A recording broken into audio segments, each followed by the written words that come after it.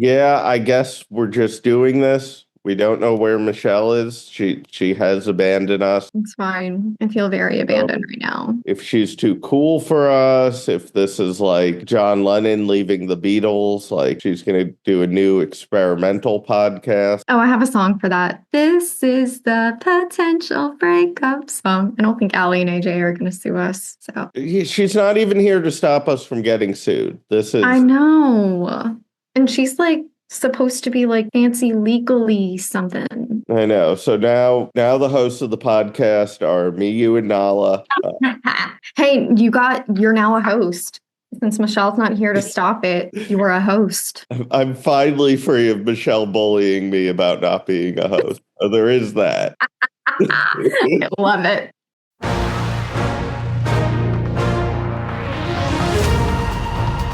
Should I kick us off? Or I don't even wait. It's a whole new era of the podcast. I don't even know if we're kicking it off or just doing sort of a stream of consciousness thing. And then eventually we get to the interview. Yeah, that sounds great. We're going to hear from our pal Ian Watlington about all things snow and navigating somebody who uses a wheelchair in the city and all of the chicken nugget-like things that people will sometimes put on curb cuts. Just a note to folks who may not realize, don't put snow on curb cuts because then it turns into ice and then that could really hurt disabled people. So let's make that our 2025 resolution to make sure that, we protect the lives of all people. Yes. In fact, I'll go a step further. Don't put anything on the curb cuts, really. Thank you. Especially those scooters. Those should be on them. The little bumps that I'm forgetting the term for, but nothing else. The truncated domes, I think is what they're called. Is that, if only we had someone who knew a ton about the ADA, mostly through voting, but she knows the ADA and could tell us what those are called. Right. Anyway, enjoy our interview with friend of the pod, and NDRN alumni, Ian. So, Ian, thank you so much for joining us for the podcast today. This is our special Snowed In episode because of the rather unexpected amount of snow that we've gotten in the DC area this past week has us all shut into our homes, and I'm betting it did the same thing to you. Exactly. I've been home and just hanging out I've been working. Let's not discredit that, but I've been working, but pretty much stuck in my apartment. Same here. Honestly, I tried yesterday to go outside for the first time to brush off my car, and in attempting to clean the snow off my car, I fell. Oh, no. I know, which is a very serious issue in the life of a person with a disability. You can't just go outside and fall. The only time I've gone out is to play Frisbee with my dog because she's obsessed with playing Frisbee in the snow. I mean, she's a dog. I respect it. But can I tell you, the only response I got from my family about me falling while trying to brush off my car is, I hope one of your neighbors captured it on their Ring cameras. Oh, well, that's not very loving. Mom. Yeah. I was about to say, was that Carol? Because that sounds like a Carol response. She's a savage. So yes. Yeah, shout out to Carol. Spicy. She's spicy. So let's talk about it, Ian. We wanted to pull you in on this episode as our resident expert on being snowed in as a person with a disability, because you've been in the DMV for years now. You have gone through many. Also, people don't know, in the DC area, we like to give ridiculous names anytime a single snowflake falls from the sky. Snowmageddon, snowpocalypse. It's very dramatic around here. And you've weathered a bunch of those. And we talk a little bit about what it's like as a person with a disability, especially kind of the preparedness and response measures that we see from not just DC. We're not here picking necessarily on the District of Columbia, from a lot of local governments in terms of their snow maintenance. Well, I wasn't here for Snowmageddon, I don't think, but I was here for Snow Apocalypse, or however we called it. You're exactly right. We come up with ridiculous names, but no matter, if a significant amount of snow falls, the the lack of planning becomes very obvious rather quickly, because then you have lovely, and I support my fellow drivers, woo woo, as much as I can. But when they start doing the streets, it brushes all of that snow debris, which is now a combination of snow and ice. Can't just have snow anymore. We have to have ice because they wait a while, and it goes right up on the curb cut. It's like perfectly placed to do that. And I have made a big stink about this for many years, because this one's a little bit different because there's a lot of ice, and I don't know how my new motorized chair does with that, but I'm assuming not so well. So I'm being very careful. But when it's time to get out of the house, you shouldn't still have an ice block of slush and ice and dirt and whatever at the curb. And it's just like nobody thinks about it. It's just like, well, I guess they think I'll just go around it somehow, but I'm not sure. Oh, I'm sorry, Ian. No, it's okay, Stephanie. I'm just not sure what their logic is, or what they think, or if they're even thinking of us at all. Well, that's what I want to know. Like, isn't it commonplace? Because I know that I've seen it done where they will literally shovel the snow onto the curb cuts. Like, there's snow already there, of course, but like I've heard about, different folks like having to deal with snow that is being shoveled even more onto the curb cuts. Is that something that you've experienced? I've mainly experienced the snow shovels on the street clearings covering the curb cuts. But I know a lot of times I have friends that live in suburbia, and a lot of times a neighbor will be so kind to put their snow on a ramp or a curb cut. So it's an issue that people think it's just a lovely place to put the snow. I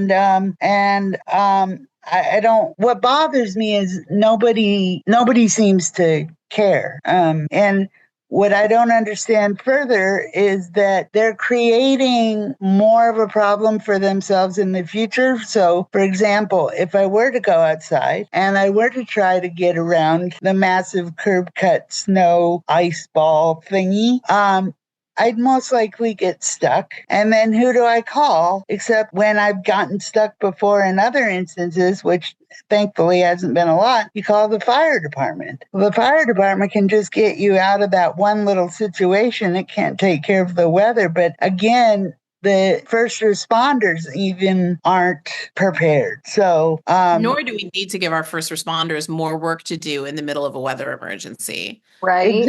Exactly. Those things that are preventable, we should probably try to prevent, because they've got a lot on their plates when the weather goes wrong. Right. That's why I'm hanging out at home.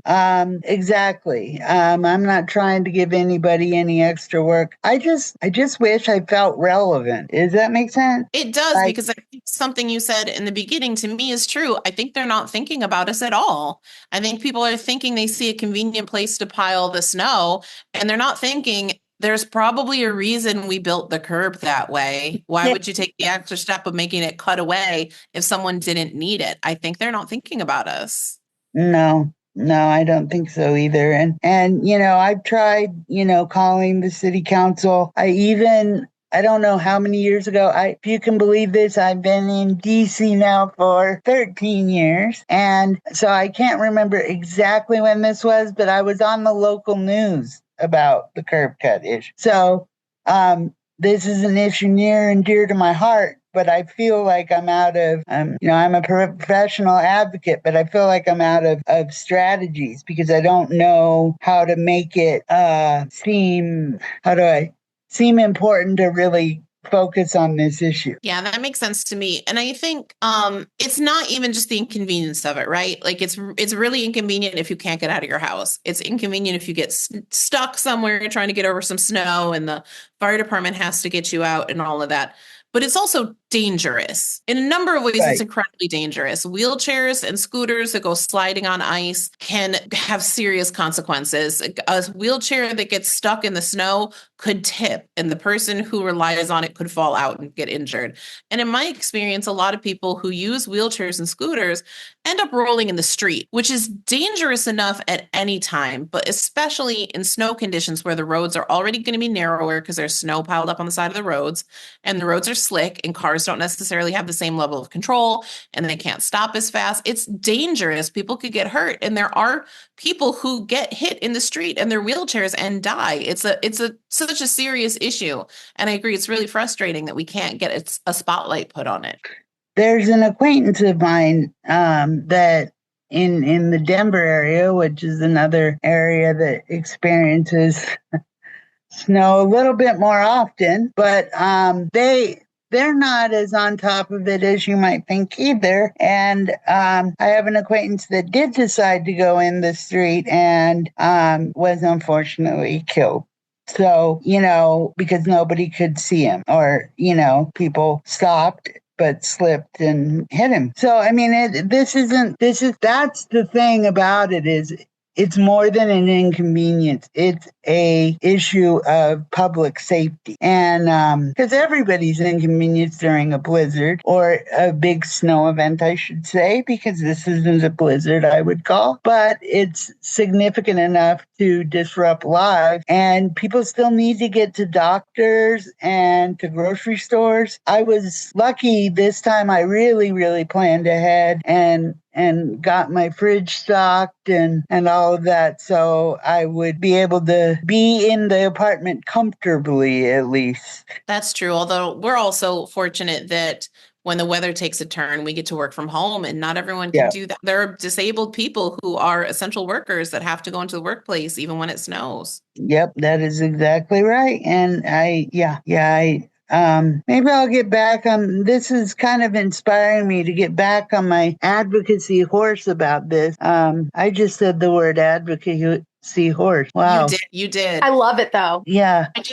It's complicated with the wheelchair and the horse. It's becoming a very complicated metaphor. Yeah, it is. I kind of muddle things and complicate things all with one metaphor, but maybe I'll get on it again, because it's just frustrating. And one thing, people with disabilities share a lot of things in common because of what it's like to live with a disability, regardless of what the disability is. But one of the things that I think a lot of us share is the feeling of not being in control. Because someone else is in charge of whether you get out of your apartment, whether you have, medical supplies. We're used to having to rely on others to get our basic needs met because we don't have a choice. But I think it's really, when we can, we should, help folks with disabilities out so they don't have to feel out of control or trapped or, that's what you all do at NDRN, is help people get their agency back and their control back. But that's something I think that people with disabilities often share, is just that lack of control of your own destiny or your own even future, or whether you're going to get to go to the grocery store. It can be as big or as little of a thing as you want, whether it's the grocery store, your own destiny, or whatever. But it's that lack of control that I think is particularly what gives me the anxiety, and what makes me feel less than comfortable in my own home or in my own apartment, is just that anxiety of, well, I have to be here because of circumstances, and what if something happens? So I try to push some of those thoughts in the back of my mind, because I think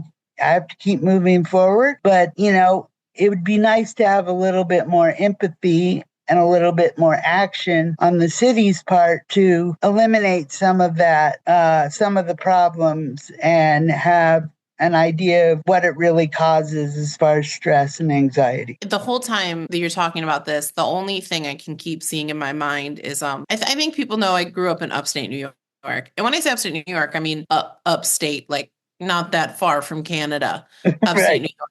Right?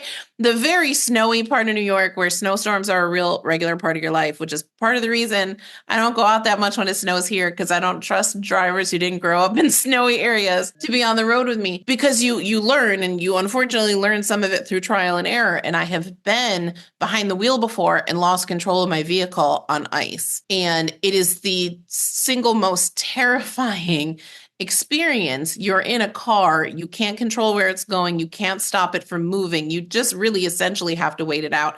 Spun out on a bridge once. I actually, in the same snowstorm, got on the highway and my car had turned around backwards. It's terrifying. And no one should feel that feeling, that loss of control, in their own lives. That's how I feel. That's certainly my feeling. Again, not all of us get to have control all the time, but this is a chronic thing that people with disability experience for a variety of reasons. So some of the issues that we can control and mitigate some of that that feeling of lack of control, we ought to do it. And again, it's how do we put that? How do we make this important enough to be heard? That's my big question. Yeah. And I want to go back to your point about control, right? Because, while I understand that, we can't have, control of all the things, there's, of course, a lot of attention paid to the roads in order to ensure that they are clear. And the fact that, I'm not saying don't clear the roads. Don't come at me, transportation driver enforcers or whatever they call them. But what I am saying is that it's important for us to ensure equal access for disabled people who utilize those curb cuts. And I think, even, looking at different things of what can we do? Of course, we work to educate, and those types of things. But I think that, even hearing you talk about, writing to your city, to the city council members and, trying to continue to hit those points home. I think that, while different things like that may not seem like they're working the first time or even the second time, I think that sometimes what it comes down to is, trying to figure out where to educate the people that, need that education. Exactly. I couldn't agree more. I gotta say, advocacy horse Ian is my favorite version. I'm here for that term. We will be generating that in Chat GPT and using it as the promotional art for this episode. The advocacy horse. With Ian, I think it needs to be Ian and the advocacy horse. Yes. In the image. This is what AI was created for, honestly. Right. This is how AI makes our lives better. For this specific moment. I'm so glad that I've provided this additional fodder for you all. I think it's hilarious. I appreciate you going forward with the advocacy horse. Yes. And I remember you being on the news back in the day, Ian. I do remember that. Do you remember that? Yeah. I do remember that news story. It was a good story. It takes so much to get people to stop and think about disability when they go about doing the things that they do. I don't know if you guys feel this way. I often feel like if we're not at the table reminding people about disability, and sometimes I say 90% of my job is showing up to meetings and saying you can't do that because it's not accessible. Retweet. Right? Because people, they don't think about it when we're not there. I feel like we have to go around behind the people who clear the sidewalks and the streets and be like, you can't put it there. It's like if you're not at the table, you're on the menu at that point, or even off the menu, right? In some of these circumstances. The accuracy. And we have to figure something out because we don't necessarily have the capacity to have, although it would be fun to stage an action where a disabled person follows every city worker in cities across the country as they clear snow and reminds them not to put it on the curb cut. Oh my gosh. Kind of live PD, but let's make it snow insured disabled rights edition. And then like we're going back and forth from like one city feed. Let's go to Denver where so-and-so is following this around. And let's go to Washington, D.C. where so-and-so is following these city workers around. Oh my gosh. I think we just came out with $1 million show idea. Can you imagine Live snow. Yeah, Jack. Well, I might have to pitch this as my next video project.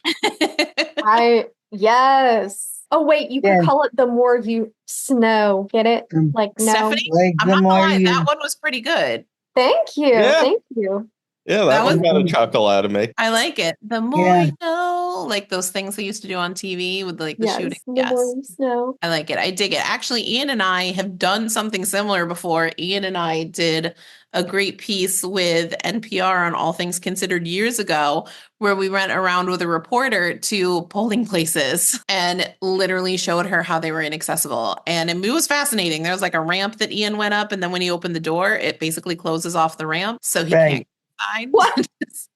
Yeah, some of the biggest design fails you can imagine that people just don't. You opened up the door and it hit the chair and blocked the ramp, and you really couldn't get in because it opened outward. That was I work at Amtrak now, and so I work with engineers like crazy, and and architects, and you just see some of the failures. Engineering. I mean, I love these folks, but it's just like, what were you thinking? And they probably weren't. But yeah, there's just, again, it's that lack of thought that is frustrating. I think that's really true. I have a friend who's an engineer who makes voting systems, and he told me one time in conversation, he said, Michelle, a solution that works for 75 to 80% of the population is a huge success as an engineer. And I was like, but in civil rights, that's a failure. Right, exactly. Everybody. It's just completely different worlds, right? So I can imagine like an engineering solution to snow removal that works for 80% of the people would seem great to an engineer, except to the 25% of the population that have disabilities that can't use it. We're still growing. I mean, it's just like it crosses. People with disabilities aren't on the train as much as people without disability. Duh, that would be the case. So sometimes the answer I get is, well, we have low ridership with people with disabilities, and it's my job to say, so that ridership doesn't count. And I think that's what we're all getting at here is. We want to be counted and among the people that you consider when you make these key decisions. I don't think that's too much to ask either. So, see, I'm going to get on my advocacy horse, because what I feel like I hear from that is also that people with disabilities should run for local offices and be the decision makers. Yes.